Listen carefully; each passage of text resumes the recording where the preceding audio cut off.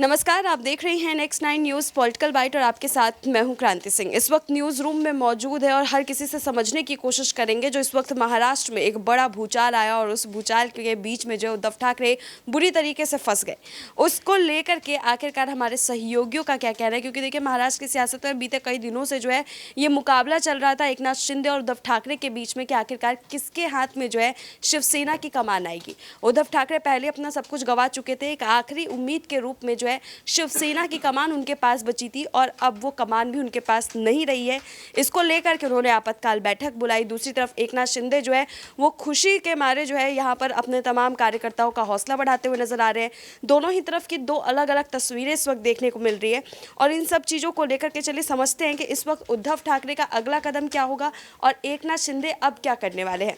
सबसे पहले हमारे साथ कपिल मौजूद है यहाँ पर। कपिल से जो है सबसे पहला सवाल लेंगे। कपिल, महाराष्ट्र की सियासत में हर कोई इंतजार कर रहा था कि आखिरकार जो है क्या फैसला आएगा शिवसेना की कमान को लेकर के, और अंत में जो है एक फैसला आया और फैसला शिंदे के फेवर में आया है। हर किसी को लग रहा था उद्धव ठाकरे जो है वो इसमें तो बाजी मारी जाएंगे, लेकिन एकनाथ शिंदे जीत गए। क्या कहेंगे इस पर? देखिए, यहाँ पर अगर हम कहें तो जिस तरीके से फैसला दिया गया है, कहीं ना कहीं उसका इशारा कोर्ट पहले ही कर चुकी थी। कोर्ट ने कहा था कि ये फैसला लेने में हमें काफ़ी कठिनाई हुई। साफ तौर पर हम ये मानकर चल रहे थे, न्यूज़ रूम में तमाम सहयोगी यही कह रहे थे कि शिंदे के हक में एक बड़ा फैसला आ सकता है। हालांकि इसमें बड़ा बेस जो रहा वो ये रहा कि समर्थन जो विधायकों का है वो कहीं ना कहीं शिंदे के साथ है। अगर वो समर्थन उद्धव के साथ होता तो उद्धव की जीत होती। और यहाँ पर यह देखा जा सकता है कि बागी क्यों कहा गया था विधायकों को, वो आज समझ में आ रहा है। क्योंकि 39 विधायक जिस तरीके से शिंदे के साथ मिले और फिर वो भारतीय जनता पार्टी के साथ गए, अब कहीं ना कहीं जिस तरीके से उद्धव अलग थलग पड़ते हुए नजर आएंगे। बीएमसी चुनाव की अगर बात करी जाए तो लगभग कहा जाता है कि 25 साल से बादशाह थी,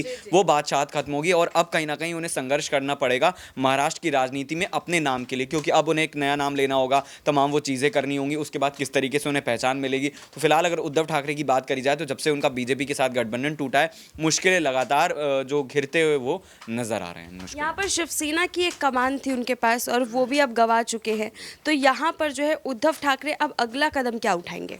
देखिए, उद्धव ठाकरे का पहला कदम यही होगा कि वो पार्टी का नाम डिसाइड करेंगे, कोई अच्छा सा लोगो ढूंढेंगे, फिर वो कहीं ना कहीं चुनाव आयोग के पास जाएंगे, फिर से उसका रजिस्ट्रेशन करेंगे। और इस दौरान ये देखने वाली बात होगी कि जिस तरीके से शिंदे लगातार न सिर्फ विधायकों को अपनी पार्टी में ले जाने में कामयाब रहे, बल्कि कार्यकर्ताओं को भी हमने देखा कि लगभग एक खबर आई थी जिसमें बोला था कि 90 कार्यकर्ता जो है वो शामिल हो गए थे। और इस दौरान उद्धव ने कहा था कि शिव सैनिकों का जो प्रेम है वो बिकाऊ नहीं है। लेकिन जिस तरीके से लगातार झटका एक के बाद एक लगा, अब उद्धव ठाकरे का अगला मूव यही होगा कि पहले वो पार्टी का गठन करेंगे, फिर उनके लिए ये भी एक बड़ी चुनौती होगी कि कौन उनकी पार्टी में टिक पाएगा। क्योंकि लगातार अब जो पार्टी छोड़ने का सिलसिला है वो शुरू हो जाएगा। तो फिलहाल देखा जाए तो उद्धव ठाकरे को इतनी सारी चीज़ें करनी होंगी, शायद इस बीच उन्हें ये समझ में ना आए कि पहले क्या करना है और फिर उसके बाद क्या करना है। ठीक है, धन्यवाद कपिल। देखिए, यहाँ पर हम ये सीधे तौर पर देख सकते हैं कि उद्धव ठाकरे के लिए जो है ये घड़ी बेहद ही मुश्किल है, क्योंकि उनके लिए अब एक इकलौते तौर पर जो है सिर्फ और सिर्फ शिवसेना की कमान रह गई थी और अब वो भी उनके पास नहीं बची है। चलिए अगले सवाल की तरफ बढ़ेंगे। हमारे पास तमाम सहयोगी भी हैं, उनसे जानने की कोशिश करेंगे कि आखिरकार जो है उद्धव ठाकरे के हक में ये फैसला ना लेकर के क्या यहाँ पर उद्धव ठाकरे के साथ कोई नाइंसाफ़ी हुई है या फिर यहाँ पर जो है एकनाथ शिंदे सच में एक असली शिवसेना के रूप में थे। यहाँ पर दीपक हमारे साथ मौजूद है। दीपक से अगला सवाल ले लेंगे। दीपक, लगातार कहा जा रहा था शिंदे की तरफ से मैं ही असली शिव सैनिक हूँ, भले ही वो उस घर के बेटे हैं लेकिन मैं बाहरी होकर के भी जो है असली शिव सैनिक हूँ। आज उन्होंने कहीं ना कहीं कोर्ट के माध्यम से जो है ये प्रूफ भी कर दिया है। उद्धव ठाकरे अब असली शिवसेना नहीं है, उनका रुख आप इस वक्त कैसा देख रहे हैं? देखिए, उद्धव ठाकरे असली शिवसेना नहीं है, लेकिन जब एकनाथ शिंदे ने बगावत करी थी तब उनके पास पार्टी का चुनाव चिन्ह नहीं था, लेकिन वो भी कह रहे थे मैं असली शिव सैनिक हूँ। अब यहाँ पर सुप्रीम कोर्ट तक दोबारा जाने की बात करी उद्धव ठाकरे ने कि दोबारा दरवाजा खटखटाएंगे। इस बार उम्मीद रहेगी कि हमारी दलीलें सुनने के बाद, सबूत देखने के बाद ही फैसला करेगा चुनाव आयोग।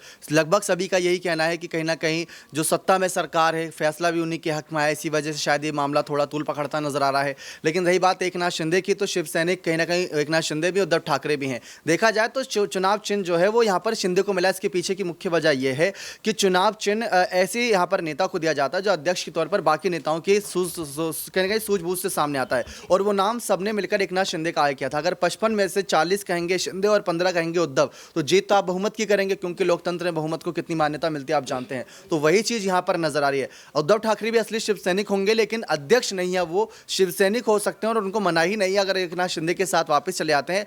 अध्यक्ष अब यहाँ पर एकनाथ शिंदे बन चुके हैं, उनका गुट अब यहाँ पर शिवसेना को असली प्राप्त कर चुका है। रही बात उद्धव ठाकरे की, तो कहीं ना कहीं मसाल के चुनाव चिन्ह के साथ आगे बढ़ेंगे। कल हमने देखा, कल रात को जो कुछ भी हुआ, शिवसेना का चुनाव चिन्ह जब मिला तो सड़कों पर ज़्यादातर उद्धव ठाकरे के समर्थक मसाल लेकर ही उतरे थे, तो वो भी एक प्रतीक था कि कहीं ना कहीं अब शायद उनके पास कुछ ना सही तो मसाल का चुनाव चिन्ह ही सही। जी, दीपक, एक आखिरी सवाल रहेगा कि यहाँ पर ये पूछा गया था कि आप माफ़ कीजिएगा, यहाँ पर जो है उद्धव ठाकरे खुद कहते हुए नजर आए थे कि उनके पास जो है शिंदे गुट के विधायकों से कनेक्शंस है, वो वहाँ पर बातचीत उनकी चल रही है। तो आप कैसे देख रहे हैं कि क्या वो बातचीत थी?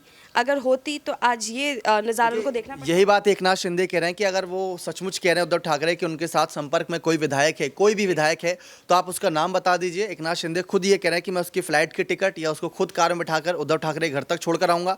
बस वो नाम बता दे कि कौन सा विधायक आपके समर्थन में है, या फिर उसका हमें गुप्त रूप से नाम बता दे, हम आगे बात नहीं बढ़ाएंगे, उस तक बात नहीं पहुँचेगी। नाम तो बताओ उद्धव ठाकरे कि कौन उनके समर्थन में है। एकनाथ शिंदे ये तक कहने को तैयार है, जब वो गुवाहाटी भी गए हुए तब भी वो यही कह रहे थे कि अगर आपके समर्थन में कोई विधायक है तो आप नाम बताइए, मैं पहले फ्लाइट की टिकट करा के उस विधायक को भेजे दे रहा हूं।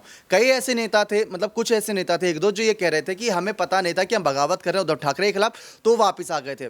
तो विधायक भी कोई पागल मूर्ख नहीं है कि वहां पर शिंदे का साथ देंगे, इतनी बदनामी गद्दारी सब कुछ होने के बाद। तो शिंदे यही कह रहे हैं कि अगर आपको लग रहा है, संजय राउत भी यही कह रहे हैं, आदित्य ठाकरे भी यही कह रहे हैं, शरद पवार भी यही कह रहे हैं, तो एकनाथ शिंदे ने साफ कह रहा है कि अगर लग रहा है तो आप बताइए नाम, मैं आपको वापस यहाँ पर विधायक को दे देता हूँ। ठीक है, धन्यवाद दीपक। देखिए, यहाँ पर विधायक उनके गुट में थे या नहीं थे, वो तो अपने आप में एक सवाल है। आसिफ हमारे साथ है, आसिफ से जो अगला सवाल ले लेंगे।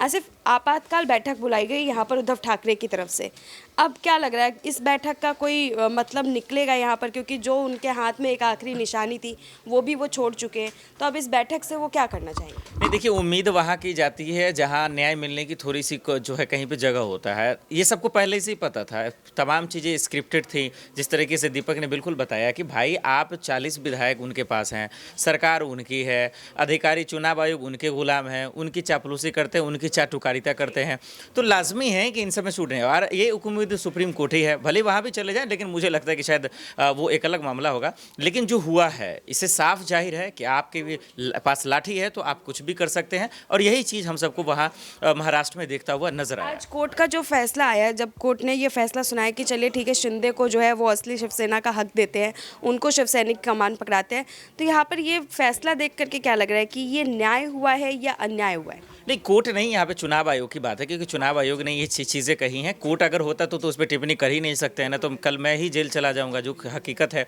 लेकिन जहाँ तक चुनाव आयोग की बात है, देखिए, चुनाव आयोग की जो रवैया रही है उस पर सवाल उठते रहे हैं, और क्यों ना जाएं, बिल्कुल जाएंगे। उद्धव ठाकरे ने सही कहा, उद्धव ठाकरे ने यह भी कहा तानाशाही हो रही है, सही बात है। हम एक तो 40 विधायक ले लिए, बेचारे की सरकार गिरा दी आपने, अब ऊपर से जो बची खुची थी उसको भी आपने लूट लिया। और इससे यही समझ में आता है कि आपके पास ताकत है तो आप इस दुनिया में जी पाएंगे, और नहीं है तो बेहतर है कि आत्महत्या कर लीजिए।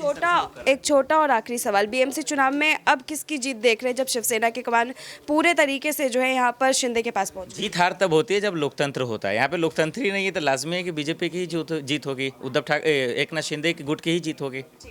यहाँ पर आप लोग क्या कहते हैं, बीएमसी के चुनाव को लेकर के क्या लगता है किसकी जीत होगी? क्योंकि अब शिवसेना की कमान को लेकर के फैसला आ चुका है। अब इस फैसले के बाद आप लोग का क्या रुख है, कमेंट में ज़रूर बताइएगा। आज के लिए बस इतना ही।